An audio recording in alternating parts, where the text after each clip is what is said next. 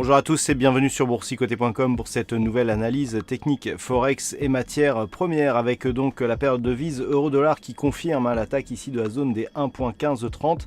Alors j'ai élargi un petit peu le graphe pour bien vous montrer ce qui était en train de se passer. Donc on a eu plusieurs tests ici de cette zone des 1.1530. Ce test ici a connu un gros enfoncement. On est revenu ici chercher des zones qui avaient été marquées lorsque la paire de devises avait testé ce même niveau mais en tant que résistance. Donc l'attaque ici a été assez forte. Lorsque l'on se rapproche, eh bien, nous pouvons constater que les cours sont venus tester ici la moyenne mobile 20 exponentielle. C'est très net. Donc on a ici une belle attaque de la bande de Bollinger inférieure, un retour sur la moyenne mobile 20 exponentielle ici en rouge et un retour ici sur la zone de point bas qui avait déjà été marquée sur cette première attaque. Et on recasse encore une fois cette zone de support. Donc cette zone de support qui était majeure, elle est vraiment en train de céder. Et donc on est en train ici d'imprimer un gros signal baissier alors qu'on était plutôt sur un signal haussier il y a quelques jours. Et ben on est en train de totalement inverser le mouvement puisque en cas de rupture ici bien de cette zone des 1.1530, eh bien il faut encore une fois écarter la vue pour viser ici cet objectif moyen terme qui se situe sur les 1.1430. Effectivement, les derniers mouvements ici ont eu lieu par rapport à une rupture de cette zone, se sont vite accélérés. On le voit ici sur cette phase. On a eu une grosse accélération baissière ici suite à la rupture de cette zone des 1.1530. Ensuite, ce niveau ici des 1.14 eh bien, est devenu résistance. Et puis sur le mouvement inverse, on a trouvé donc cette zone comme résistance avant une grosse accélération donc sur un franchissement haussier des 1.1430 juste à 1.1530 hein, et puis après on voit que la dynamique ici s'était ralentie. Donc là potentiellement on est sur une phase qui peut provoquer donc la cassure de cette zone des 1.1530 et si les choses se répètent, eh bien on pourrait avoir donc une accélération au franchissement de ce niveau en direction des 1.1430. L'invalidation de ce scénario se ferait sur une rupture ici significative de la moyenne mobile 20 exponentielle ici symbolisée en rouge.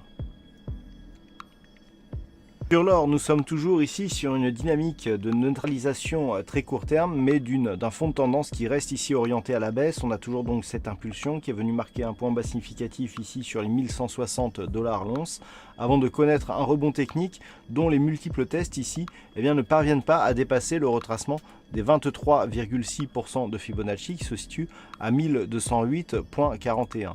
Alors, on va supprimer ce retracement pour gagner en lisibilité.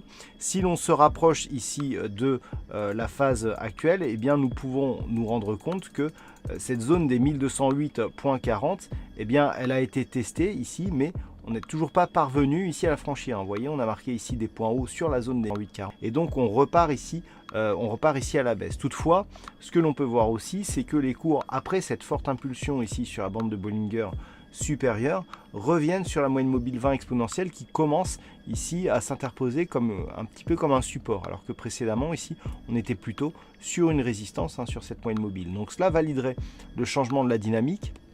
Et si on arrivait ici à casser la zone des 1208,40, et bien cela d'un point de vue moyen terme eh bien, pourrait provoquer une poursuite donc du mouvement haussier vers de nouveaux objectifs significatifs. Alors nous avons le retracement à 38,2% de Fibonacci qui se situe un peu plus haut, mais ici sur une rupture donc de la zone des 1211,10 qui est la zone horizontale immédiate après donc la première zone de retracement, et bien donc cela pourrait des niveaux largement supérieurs, d'autant que la zone ici de résistance oblique qui définit la tendance moyen terme a été fortement attaquée. On est ici sur une attaque de cette zone, même si on repasse ici sous celle-ci d'une manière qui peut être temporaire, eh bien on voit ici que la dynamique baissière est en train de prendre l'eau et qu'on pourrait se retourner à la hausse. Mais pour confirmer, il faut attendre une éventuelle rupture ici de cette zone des 1211,10 $ l'once. L'invalidation de ce scénario de retournement haussier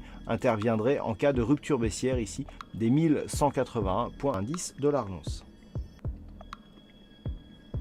Sur le WTI, nous étions ici sur un signal de rupture de cette zone des 74,75 $ le baril. Et donc ce niveau de rupture semble tenir puisque sur la bougie du jour, on est revenu ici sur cette zone, cette ancienne zone de résistance qui semble désormais agir comme un niveau de support. Puisqu'on est ici sur ce mouvement tester cette zone, on est revenu tester aussi la moyenne mobile 20 exponentielle. La bougie nous donne un beau rebond ici, puisque d'un point de vue très court terme, on voit ici qu'on avait une petite dynamique baissière par succession ici de points hauts significatifs qui se faisait d'une manière décroissante. Et là, on casse ici le dernier point haut significatif très court terme, ce qui valide ici le contact et le rebond ici de ce niveau. Donc tant que l'on va rester au-dessus des 74,75 $ le baril, eh bien la probabilité est relativement forte d'avoir une poursuite ici du mouvement haussier moyen terme qui pourrait nous faire viser des zones de cotation proches des 80 $ le baril. Et enfin, sur le Bitcoin, hier, j'ai attiré votre attention sur l'importance ici de surveiller une éventuelle cassure de la zone des 6515 $. Alors, ce niveau a été cassé, donc on reste ici dans un range d'évolution court-moyen terme, mais d'un point de vue un peu plus court terme, eh bien, nous avons ici une probabilité d'avoir un mouvement baissier qui augmente, puisque nous avons ici une forte pression sur la bande de Bollinger inférieure, des cours ici qui sont en train de rebondir, mais on le voit, la moyenne mobile 20 exponentielle converge actuellement vers la zone des 6515, donc cela devra aboutir à avoir une zone ici de résistance qui sera relativement forte.